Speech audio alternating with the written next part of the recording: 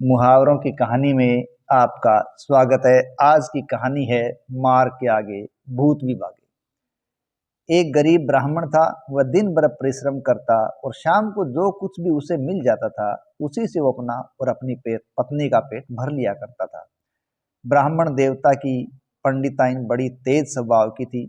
एक दिन पंडित जी जब खाली हाथ घर लौट आए तो पंडिताइन उस समय आंगन में झाड़ू लगा रही थी। अपने पति देव को जब खाली हाथ देखा तो उसका पारा सातवें आसमान पर चढ़ गया। वो ज्यादा क्रोधित हो गई और उसने आव देखा न ताव और लगी उनकी पिटाई करने। पंडित जी का शरीर झाड़ू की मार से कांपने लग गया। आंगन में एक नीम का पेड़ था। वह उस नीम के पेड़ की ओट में हो गए और मौका देखकर भाग निकले। लेकिन पंडिताइन का गुस्सा शांत नहीं हुआ। उसने नीम के पेड़ पर ही 7-8 झाड़ू जमा दिए। उस नीम के पेड़ पर एक भूत रहता था।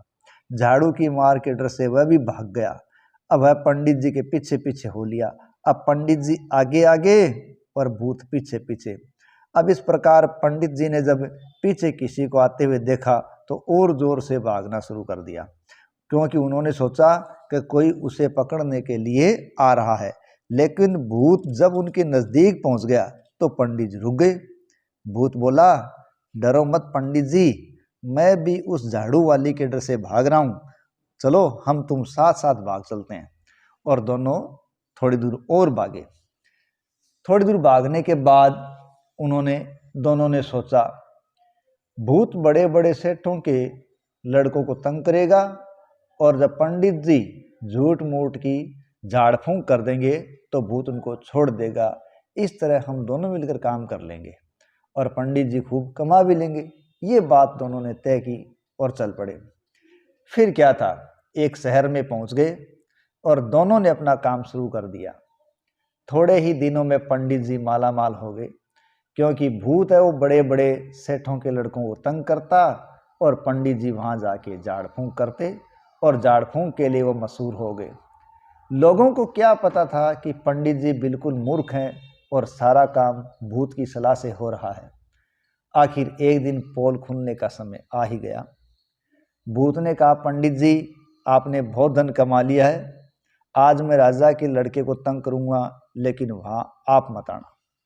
पंडित जी मन ही मन भूत से डरते थे, पर जब राजा के यहाँ जाने के लिए वह कैसे इनकार कर सकेंगे, ये बात उनकी समझ में नहीं आई। फिर भी उन्होंने भूत को कह दिया कि मैं नहीं आऊँगा। थोड़ी देर बाद शहर में शोर मच गया कि आज राजकुमार को कोई भूत तंग कर रहा है। सभी झाड़ने फूंकने वाले आ गए, लेकिन कोई भी उसको ठीक नहीं कर सका। अंत में लोगों ने पंडित जी की चर्चा राजा से कर दी। राजा ने तुरंत सिपाही भेजे और पंडित जी को पकड़कर बुलवा लिया। भूत ने पंडित जी को देखा तो वह आग बबूला हो गया और ज़्यादा क्रोधित हो गया। उसने कहा, अच्छा तो तू यहाँ आ गया है, मैंने तुझे कहा था कि यहाँ मत आना। पंडित जी ने थोड़ी सी हिम्मत दिखाई और हिम्मत दिखाकर बोले, आप नाराज मत होइए, मैं तो आपके कान में एक बात कहने आया हूँ। इसके बाद पंडित जी उसके कान में बोले, सुनो, वह झाड़ू वाली यहाँ भी आ गई है।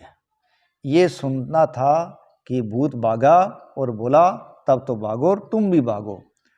उसे झाड़ू वाले की मार अभी भी याद थी और भूत भागा।